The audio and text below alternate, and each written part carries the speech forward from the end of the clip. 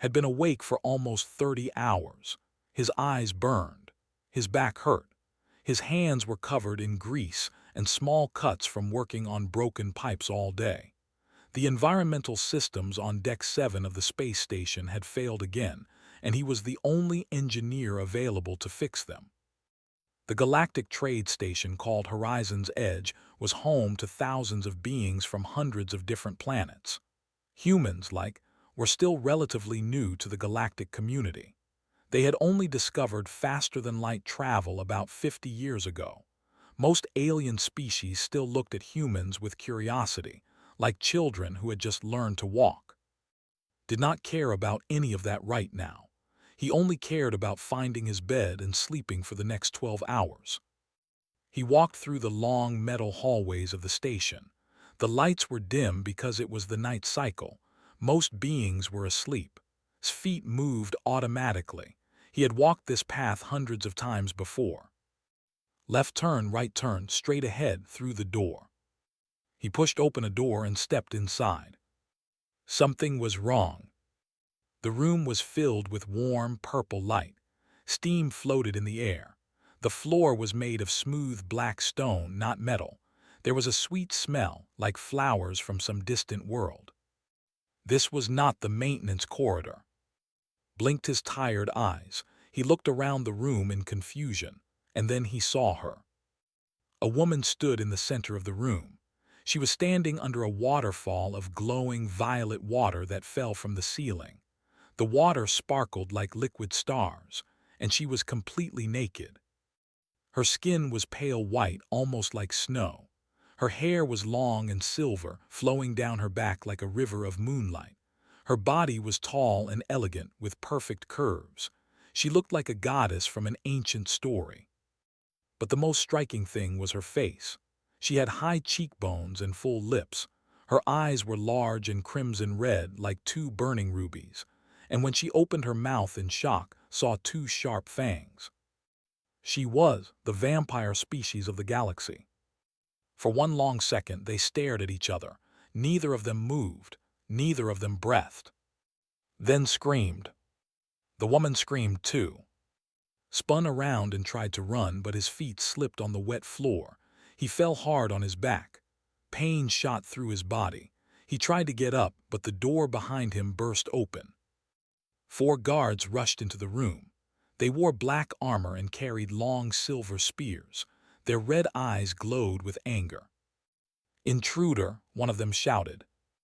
"Wait, I made a mistake," yelled. "Wrong door, I went through the wrong door." The guards grabbed him and pulled him to his feet. They pushed him down onto his knees. One of them pressed a spear against his throat. The woman had wrapped herself in a long robe made of dark silk. Her wet hair clung to her face. Her red eyes stared with a mixture of shock, anger, and something else he could not identify. "Who is this human?" she demanded. Her voice was cold and sharp like ice. "We do not know, Lady Lyra," one of the guards said. "He simply walked in." "I'm an engineer," said quickly. "I work on Deck 7. I was tired. I took a wrong turn. I did not mean to come in here, I swear on my life." Lady Lyra walked closer to him. She looked down at him with those burning red eyes, felt very small under her gaze. "You saw me," she said quietly. "You saw my bare form." His face turned red. "I am very sorry. I closed my eyes as fast as I could. I did not see much. Please believe me." "It does not matter how much you saw," Lyra said. "You saw, that is enough." The door opened again. More entered the room. These ones wore long robes decorated with silver symbols. They looked older and more important than the guards. "We heard the commotion," one of them said. He had a long gray beard and deep wrinkles on his pale face. "What has happened here?" "This human saw me bathing, Elder," Lyra said. "He claims it was an accident." The elders looked at each other. Their faces became very serious. "This is a grave matter," Elder said slowly. "The ancient laws are clear on this." Felt his heart beating faster. "What ancient laws? What are you talking about?" Elder looked at him with cold eyes. For 10,000 years, we have followed the sacred traditions. When an outsider sees the bare form of an unmarried noble, there are only two choices. He paused. Death or marriage? His brain stopped working for a moment. He was sure he had heard wrong. "I'm sorry, what?" he said. "You must die for your crime," Elder explained calmly. "Or you must marry Lady Lyra and become her husband. Those are the only options. There are no exceptions." Looked at the guards with their sharp spears. He looked at the elders with their serious faces. He looked at Lyra, who was staring at the floor with her fists clenched. "This is crazy," said. "I just walked through the wrong door." "The law does not care about your intentions," another elder said. "The law only cares about actions. You saw what you should not have seen. Now you must face the consequences." His mind raced. This could not be happening. He was just a simple engineer. He fixed pipes and repaired machines. He did not belong in some ancient alien ritual. But the spear at his throat felt very real. The guards looked ready to kill him at any moment. He looked at Lyra again. She was beautiful, yes, terrifyingly beautiful. But she was also clearly unhappy about this situation. Her pale hands were shaking slightly. "If I choose death," said slowly, "how would that work?" "Quick and painless," Elder said. "A single cut to the throat, you would feel nothing." Swallowed hard.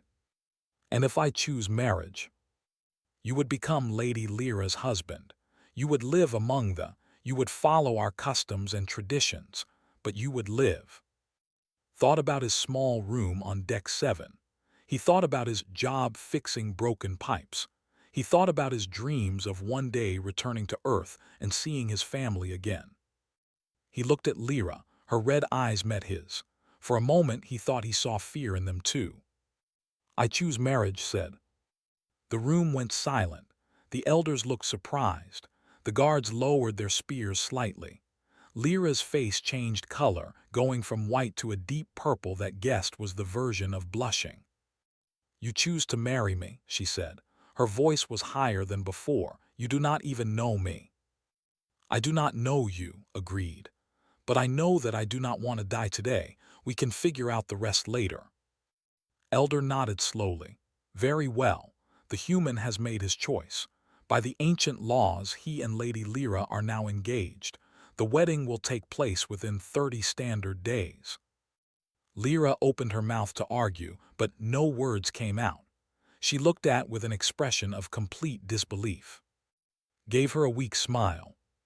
"So," he said, "do you like instant noodles? I have many of them in my room. Maybe we could have dinner sometime and get to know each other." Lyra stared at him like he had grown a second head. "Guards," she said coldly, "take my future husband to a guest room. Make sure he does not wander into any more places where he does not belong." As the guards led away, he looked back over his shoulder. Lyra was still standing there, her silver hair dripping, her red eyes burning with 1,000 emotions. What had he gotten himself into? Lyra did not sleep that night. She sat in her private chambers and stared at the wall. Her mind kept replaying the moment over and over. The door opening, the human stumbling in, his wide, confused eyes, his ridiculous scream. And now she was engaged to him. She was Lyra of House, one of the oldest and most respected families in history. Her ancestors had ruled entire star systems. They had conquered worlds and built empires. Her bloodline stretched back over 50,000 years. And she was going to marry a human engineer who fixed pipes. When the sun rose on the station, Lyra put on her finest robes and went to see the Council of Elders. She walked into their chamber with her head held high. "I demand that you find another solution," she said firmly. "This marriage cannot happen." Elder sat at the head of the long table. He looked at her with patient eyes. "Lady Lyra, we understand your feelings, but the law is the law." "Then change the law." The elders looked at each other uncomfortably. "The law has protected honor for 10,000 years," another elder said. It exists because the bare form of a noble is sacred. It is not meant for the eyes of outsiders. If we allow exceptions, the law becomes meaningless. He is a human, Lyra said, her voice rising. He probably does not even understand what he saw. Humans are practically children compared to us. They live for less than 100 years. They have no concept of tradition or honor. All the more reason to follow the law exactly, Elder replied. If we break our traditions for a human, what message does that send? That honor can be ignored when it is convenient. Lyra clenched her fists. So I must spend my immortal life tied to a creature who will die in 60 years. This is punishment, not justice. Perhaps, Elder said softly, but it is the law. Lyra stormed out of the chamber. She needed to think. She needed to find another way. Meanwhile, in a small guest room on the other side of the section of the station, was having his own crisis. He sat on the edge of a bed that was far too soft. The room was decorated with dark silk curtains and strange purple flowers. Everything smelled sweet and slightly cold, like a winter garden. Held his communication device and called the one person he thought might help. Captain's face appeared on the screen. She was a human woman in her 40s with short black hair and sharp eyes. She was boss and the commander of all human workers on this section of the station. She said, "I heard what happened. Is it true?" "Captain, you have to help me," said desperately. "I walked into the wrong room by accident. Now they say I have to marry this alien vampire woman or they will kill me. This is insane. Can you get me out of this?" Was silent for a moment, then she started laughing. Stared at the screen in disbelief. "This is not funny." "Oh, it is very funny," said, wiping tears from her eyes. "This is the funniest thing I have heard in years. You, the pipe guy, engaged to a noblewoman. I cannot wait to tell everyone." "Captain, please, I am begging you." Laughter slowly stopped. She took a deep breath and looked at him more seriously. "Listen to me, I cannot get you out of this. Nobody can. They are one of the oldest and most powerful species in the galaxy. Their laws are sacred to them. If we interfere, it could damage human relations for generations. So I just have to go along with it." "Think about it from another angle," said. "A human married to nobility. That is huge for us. It could open doors that have been closed to humanity for decades. Trade agreements, technology sharing, political influence. You would be doing a great service to your species." Put his head in his hands. "I do not want to be a political symbol. I just want to fix pipes and eat noodles." "Well, you should have thought about that before you wandered into a noble's bathing chamber," said without sympathy. "Enjoy your honeymoon. Call me if you need anything that I can actually help with." The screen went dark. Fell back onto the soft bed and stared at the ceiling. This was a nightmare. It had to be a nightmare. 3 days passed. Lyra tried everything she could think of. She hired legal experts to search for loopholes in the ancient law. They found nothing. She offered money to the elders. They refused. She even tried to find evidence that was a criminal so he could be disqualified from marriage. But his record was completely clean. He was just a boring engineer with no secrets. Finally, in desperation, she went to his guest room. He opened the door and looked surprised to see her. "Lady Lyra," he said nervously. "Hello, can I help you with something?" She pushed past him into the room. She noticed that he had set up a small cooking station in the corner. There were cups of instant noodles everywhere. "I am here to challenge you to a duel," she announced. Blinked. "A what?" "A duel, a fight. If you are injured badly enough, the marriage cannot proceed. You will be medically unfit." "You want to hurt me so we do not have to get married?" "Yes."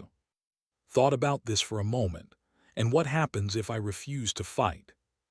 "Then I will attack you anyway." Looked at her carefully. She was taller than him by several inches. Her body, though elegant, was clearly strong. Her red eyes burned with determination. She was a noble who had probably been trained in combat for longer than humans had existed as a species. "I politely declined," said. Lyra frowned. "You cannot decline. I just said I would attack you anyway." "I know, but I have a strong preference for living. If I fight you, you will destroy me. If I refuse to fight, maybe you will not actually hurt me because that would make you look bad." Lyra opened her mouth to argue, then closed it. He was right. If she attacked a defenseless human who was not fighting back, the elders would be furious. It would bring shame to her family. She sat down heavily on one of his chairs. "I hate you," she said. "I understand," replied. "I am not very happy about this either." He went to his cooking station and started boiling water. A few minutes later, he handed her a cup of instant noodles. "What is this?" she asked, looking at the steaming cup with suspicion. "Human food, very popular where I come from. Try it." Lyra stared at the noodles. They looked like thin worms floating in brown water. It was possibly the ugliest food she had ever seen. "This is disgusting," she said. "Just try one bite."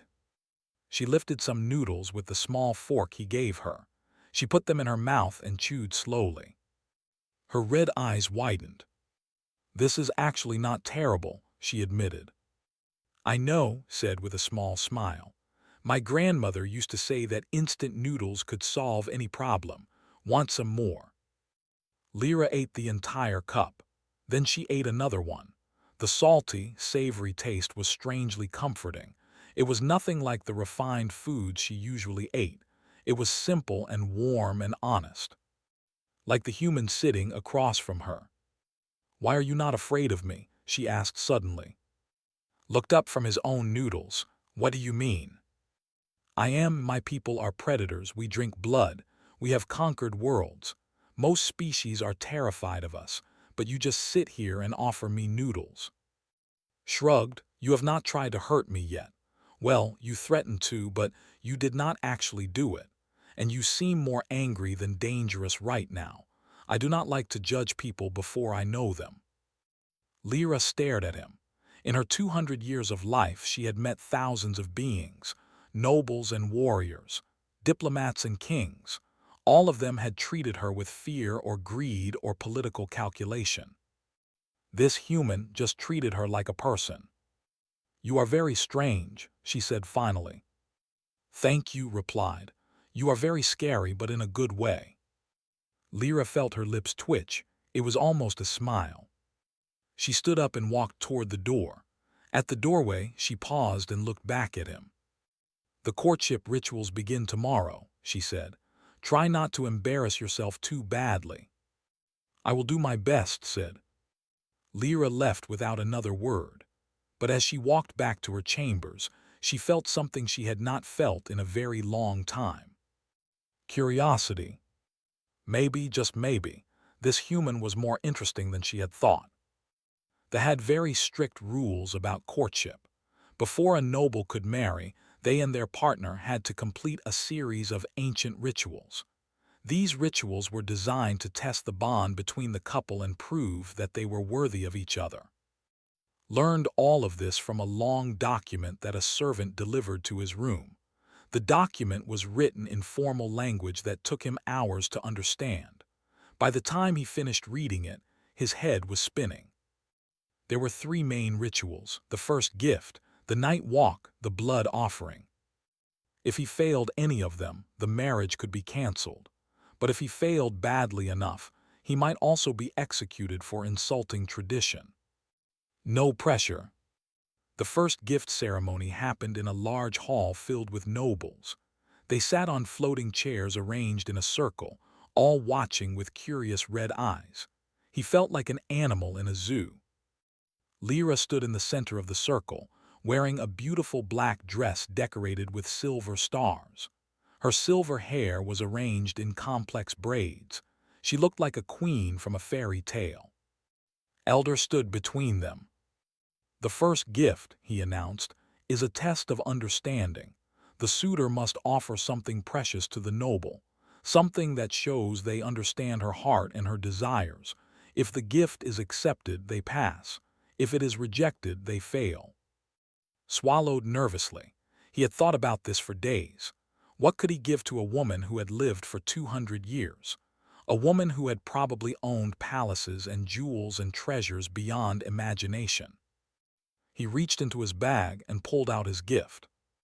It was a cup of instant noodles. The crowd of nobles gasped. Some laughed, others looked offended. Lyra's face went through several expressions: shock, confusion, anger, and then slowly something else. "You are giving me noodles," she said flatly, "as your precious gift." "Yes," said. "I know it seems strange, but this is the most precious thing I have. Not because it costs money. It does not. You can buy 100 of these for very little, but it is precious because of what it means to me." The crowd went quiet. "When I was young," continued, "my family did not have much money. My grandmother raised me because my parents had to work far away. She could not afford expensive food, so she made me instant noodles almost every day. Different flavors, different toppings, but always noodles." He looked at the cup in his hands. "I used to be embarrassed about it. All the other kids had nice lunches, and I had cheap noodles. But my grandmother always said that love is not about how much money you spend. Love is about caring enough to share what you have." He held out the cup to Lyra. "This is what I have. It is not much, but I am sharing it with you honestly. I hope that means something." The hall was completely silent. Lyra looked at the cup of noodles. Then she looked at. Her red eyes were unreadable. Slowly, she reached out and took the cup from his hands. "I accept your gift," she said quietly. The crowd murmured in surprise. Elder nodded with approval. "The first gift ritual is complete," he announced. "The suitor has passed." Later that evening, Lyra found sitting alone on an observation deck. He was looking out at the stars through a large window. "That was clever," she said, sitting down next to him. "Using a simple gift and making it meaningful. The elders were impressed." Shook his head. "It was not clever, I really meant it. Those noodles really are precious to me. I was not trying to trick anyone." Lyra studied his face. He was not lying. She could always tell when people were lying. 200 years of life had taught her to read faces very well. This human was genuinely honest. "The night walk is tomorrow," she said. "We must walk under the stars and share secrets. It is meant to build trust between the couple." "What kind of secrets?" "Real ones. Things you have never told anyone else. If the elders sense that we are lying or holding back, we fail." Nodded slowly. "Okay, I can do that." The night walk took place in a special garden on the station. The ceiling was transparent, showing the endless stars of space. The garden was filled with strange alien plants that glowed softly in the darkness. And Lyra walked side by side on a narrow path. They were alone, but they both knew that the elders were watching somehow. For a while, neither of them spoke. Finally broke the silence. "My grandmother died 3 years ago," he said. "That is why I left Earth and came to work on this station. I could not bear to stay in a place full of memories of her." Lyra listened quietly. "She was the only family I really had. My parents were always working.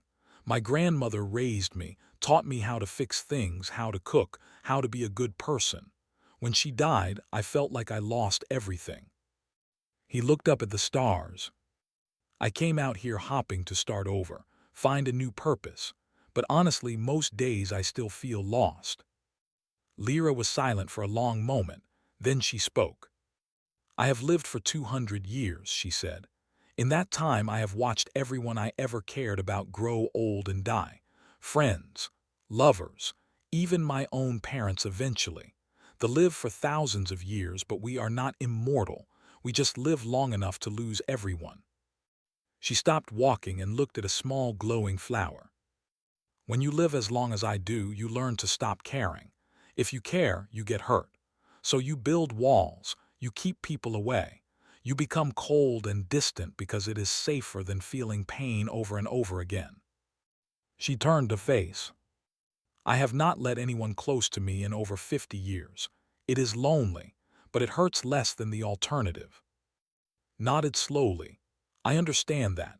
After my grandmother died, I did the same thing. I stopped making friends. I just worked and slept and ate noodles alone in my room. And now you are engaged to a vampire who will live for another 1,000 years while you grow old and die, Lyra said. That must be terrifying. A little, admitted. But also somehow it makes me feel less alone. At least someone will remember me after I am gone. Lyra stared at him. Something in her chest felt strange, warm. It was an emotion she had not felt in a very long time. The elders declared the night walk successful. The final ritual was the blood offering. This one frightened the most. He knew what they were. He knew they drank blood. He knew that their fangs could tear through flesh like paper. The ceremony took place in a small, private chamber. Only Lyra and Elder were present. The blood offering, Elder explained, is the most sacred of the rituals. The non-partner must willingly offer their blood to the noble. This shows trust, vulnerability, and acceptance. If the noble accepts the blood, the bond is sealed. Looked at Lyra. She was standing very still. Her red eyes were focused on his neck. Are you sure about this? She asked. Her voice was tense. You do not know what this means for me. Human blood is different from other blood, stronger. I might lose control. Will you kill me? No, but I might hurt you. And once I taste your blood, I will always crave it. It will create a connection between us that cannot be broken. Thought about this. A connection that could not be broken. In a way that sounded nice. He had spent so many years alone. I am ready, he said. He held out his wrist. Lyra stepped closer. He could see her breathing faster. Her fangs extended from her mouth, white and sharp. She took his wrist gently in her hands. Her skin was cool against his. Then she bit. The pain was sharp but brief. Then something strange happened. Warmth spread through his body. He felt lightheaded, but not in a bad way. It was like floating on a warm cloud. Lyra drank, and as she drank, she tasted something she had never tasted before. Human blood carried emotion. Every feeling had ever felt was in his blood. His love for his grandmother, his loneliness on the station, his fear and hope about this marriage. She could taste all of it. And underneath all that pain and uncertainty, she tasted something else. Kindness, pure, genuine kindness. This human had no evil in his heart, no hatred, no greed. He was simply a good person who wanted to connect with others.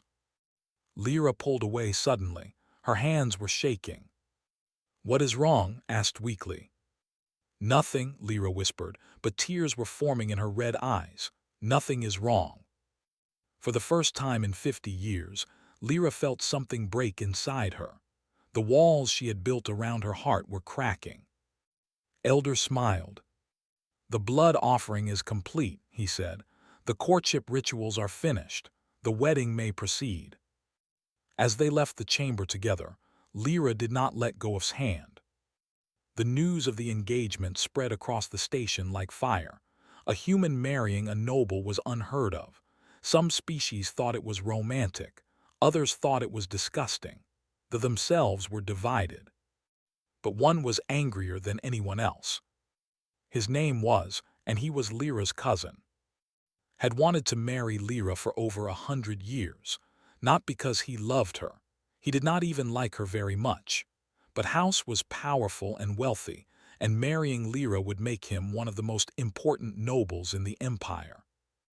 When he heard that a human engineer was going to marry her instead, he nearly destroyed his entire ship in rage. 1 week after the courtship rituals, arrived at the station with a small fleet of warships. The ships were black and sharp, like flying knives made of darkness. They circled the station like hungry sharks. Was eating noodles in his room when the alarm started. A servant burst through his door. "You must come quickly," the servant said. "There is trouble." Followed the servant to the main hall of the section. The room was filled with nobles and guards. Everyone looked tense and worried. In the center of the room stood. He was tall, taller than any had seen. His hair was pure white, and his eyes were not red but silver, a sign of ancient bloodline. He wore black armor decorated with sharp metal spikes. His face was beautiful in a cruel way, with thin lips twisted into a permanent sneer. Lyra stood across from him, her hands clenched at her sides. "Cousin," said, his voice smooth and cold, "I heard you were going to marry a human. I had to see it for myself." "It is not your concern," Lyra replied. "Of course it is my concern. The honor of house is my concern, and this marriage brings nothing but shame." He looked at with disgust. "This is him. This is the creature you plan to bond with. He looks like a child, a weak, soft, pathetic child." Felt his face grow hot with anger, but he stayed quiet. He knew that anything he said would only make things worse. "Enough," Elder said. "The rituals have been completed. The marriage is approved by the council. You have no authority here." Smiled, it was not a friendly smile. "I have every authority," he said. "I invoke the right of claim." The room went silent. Even the air seemed to freeze. Elder's face went pale. "That law has not been used in centuries." "But it still exists, does it not? The right of claim allows any noble to challenge a suitor for the right to marry another noble. If I win, the marriage is cancelled. The human is killed, and Lyra becomes my bride." He drew a long silver sword from his back. "I challenge you, human. Fight me or surrender your life and your bride." Felt his legs go weak. This was not happening. This could not be happening. He looked at Lyra. Her face was pale with fear. Not fear for herself, he realized, fear for him. "This is not fair," said. "You have been training for hundreds of years. I have never held a sword in my life. This is not a challenge. This is murder." Laughed. "Life is not fair, human. Perhaps you should have thought about that before you decided to take what does not belong to you." Captain pushed through the crowd. Her face was tight with anger. "Wait just a moment," she said loudly. "This man is a citizen of the Galactic Union. Any challenge involving a Union citizen must follow Union combat regulations. Article 17, Section 4. Frowned. "What are you talking about?" Pulled out and held it up. "According to Galactic Union law, any formal combat involving a Union citizen must allow that citizen to choose the format of the combat. The challenger cannot dictate the rules. The challenged party has the right to set terms." The room buzzed with murmurs. The elders looked at each other uncertainly. "Is this true?" demanded, looking at Elder. The elder sighed heavily.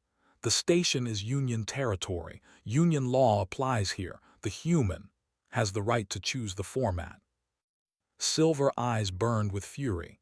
"Fine, choose your format, human. Choose whatever pitiful contest you want. It will not save you." His mind raced. He could not fight with swords. He could not fight with fists. He could not match any physical contest against a warrior. But he was not completely useless. "I choose engineering," said. The room went quiet. "What?" said. "The challenge will be an engineering contest. We will each be given a broken starship engine.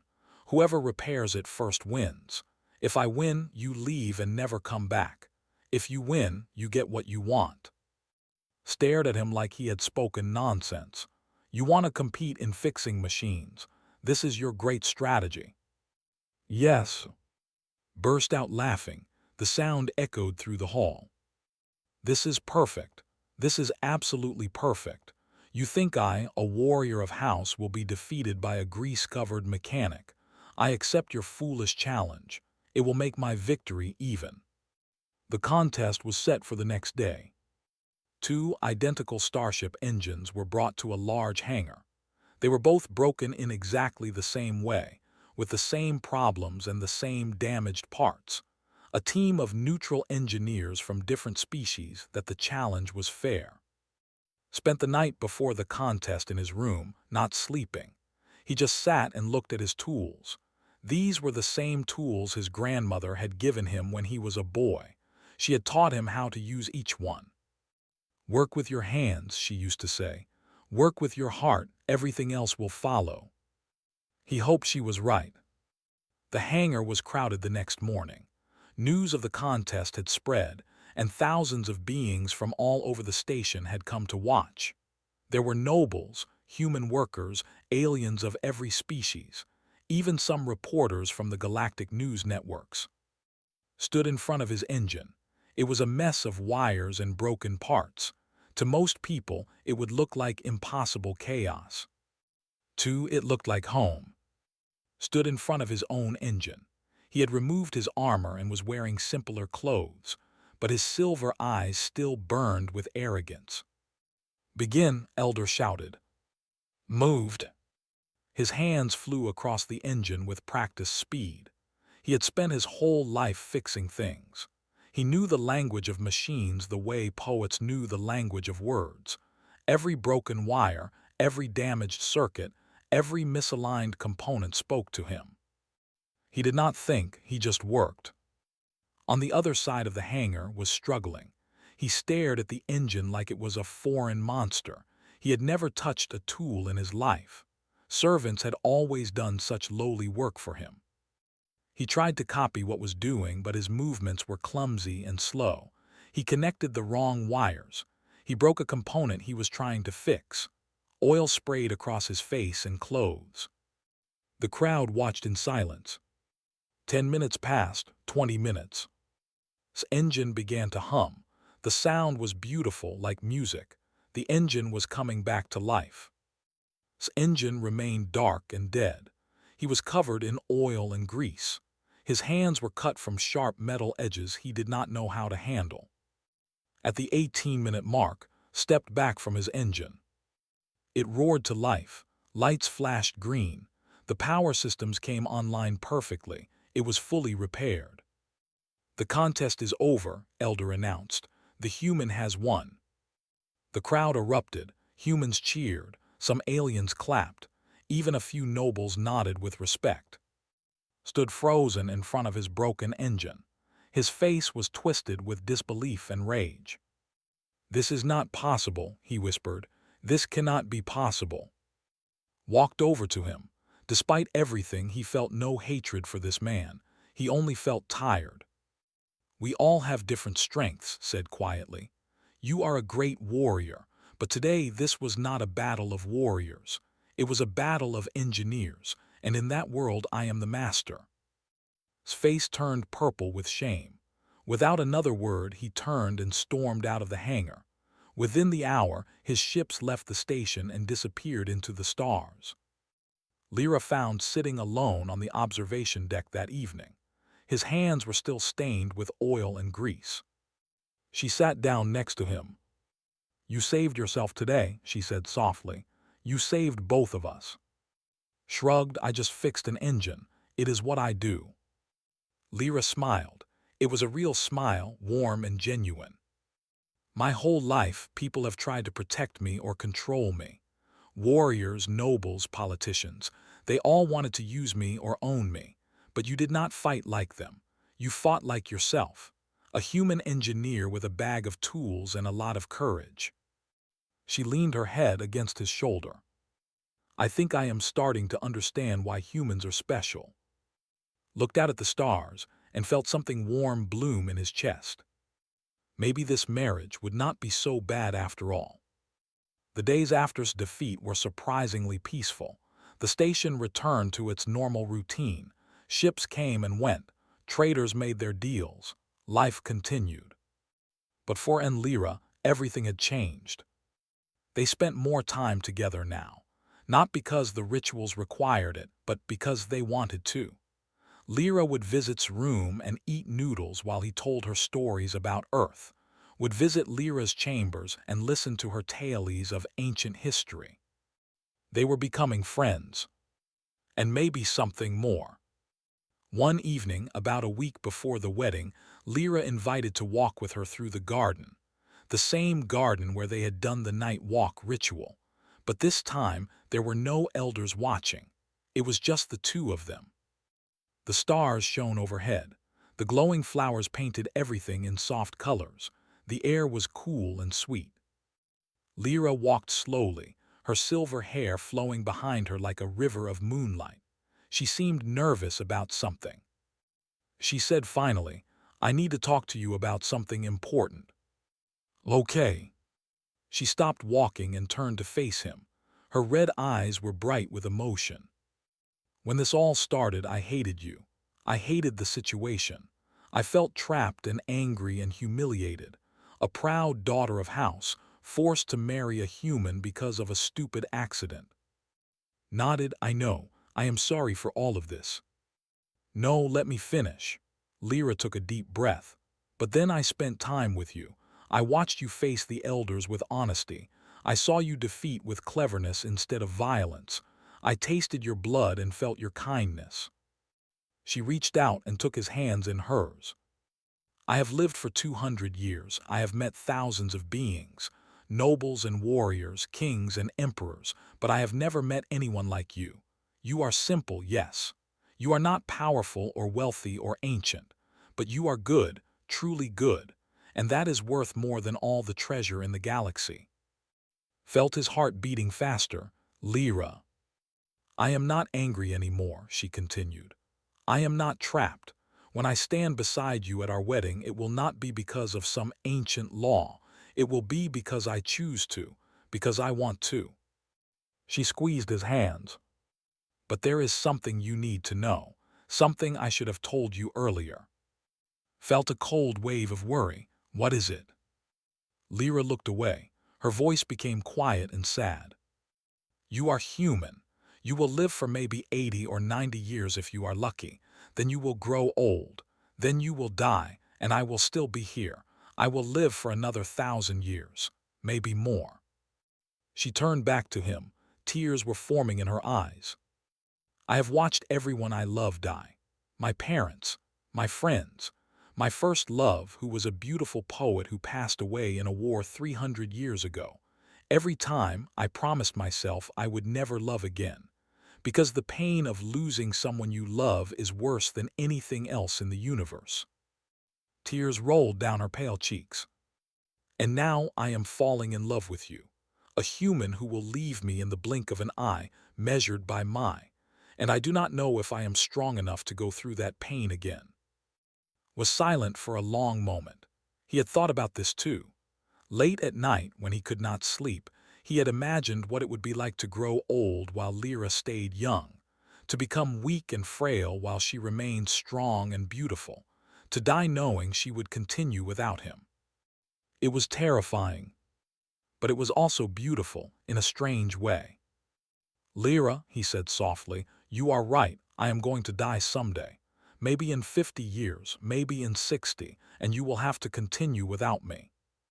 He reached up and touched her face, wiping away her tears.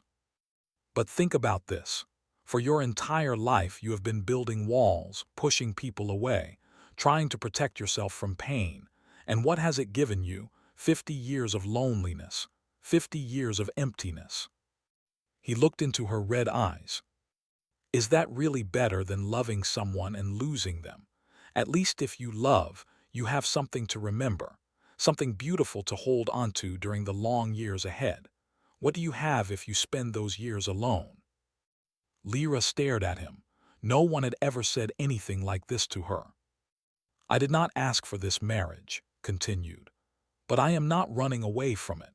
I would rather spend 30 or 40 years being happy with you than spend 100 years being safe and lonely." He smiled. "You said humans are special. This is why. We do not live very long, so we have to make every moment count. We cannot afford to waste time being afraid."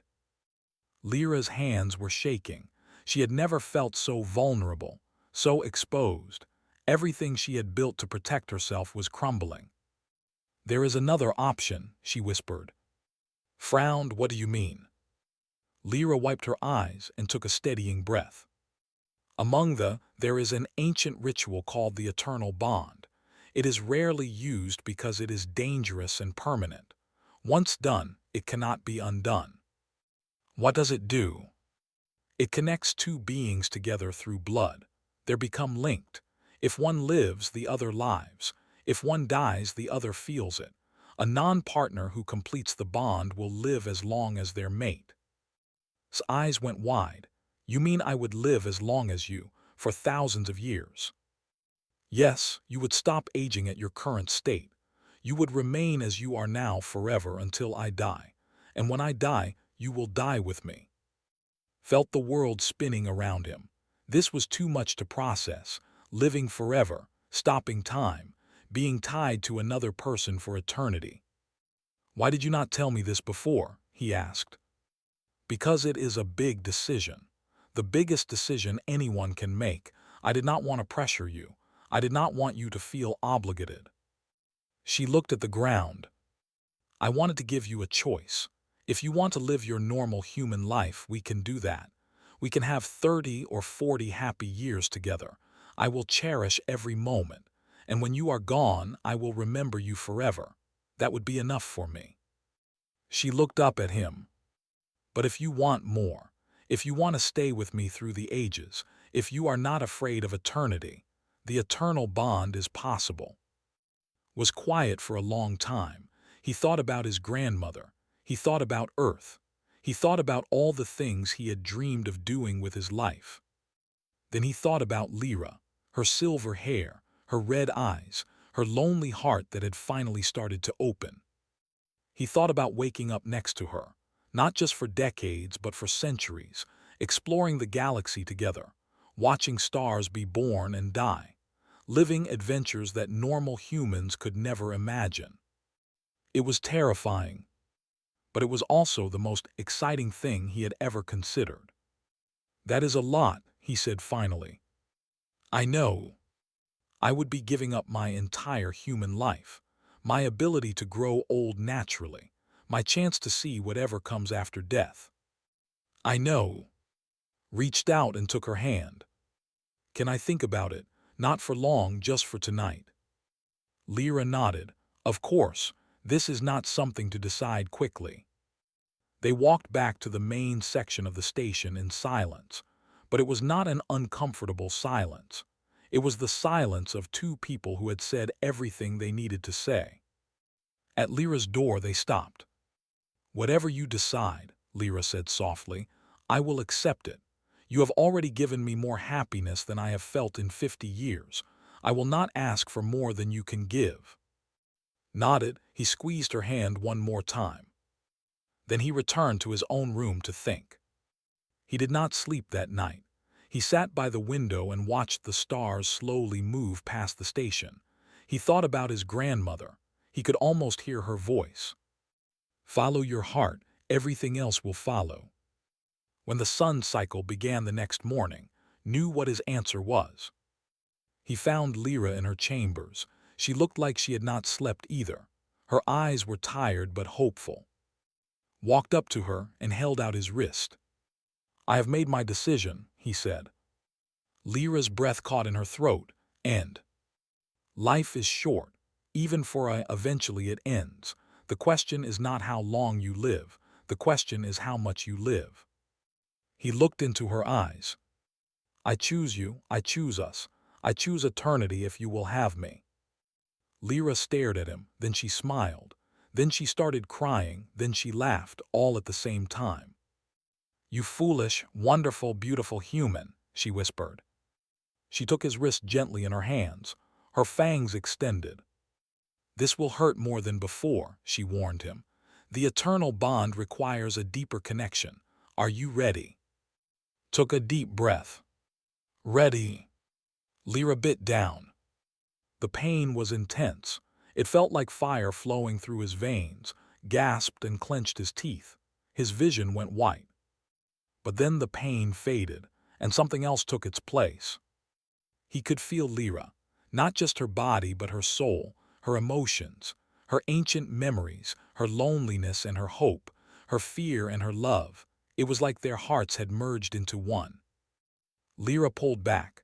Her lips were stained with his blood, but she was smiling through her tears. "It is done," she whispered. "We are bonded forever." Looked at his wrist. The bite marks were already healing, leaving behind small silver scars in the shape of stars. He felt different, stronger, lighter, like a weight he never knew he was carrying had been lifted. He pulled Lyra into his arms and held her close.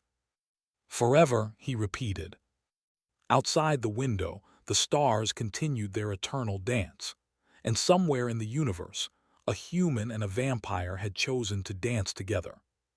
Not for a lifetime, for all of time,